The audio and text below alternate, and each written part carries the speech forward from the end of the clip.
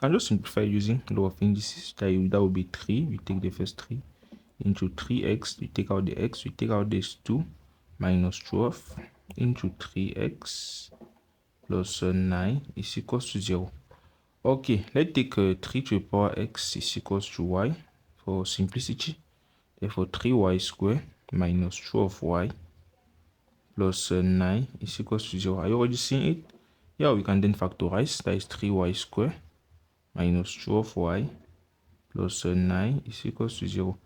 Therefore, 3y squared minus that is minus 3y minus 9y plus 9 is equals to 0.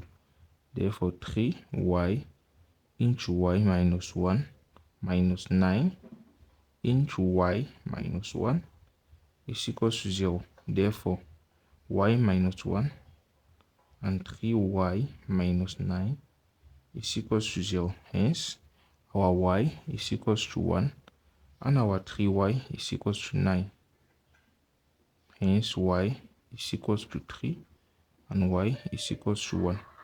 Therefore, 3 to the power x is equals to 1 and 3 to the power x is equals to 3. That is 1 here.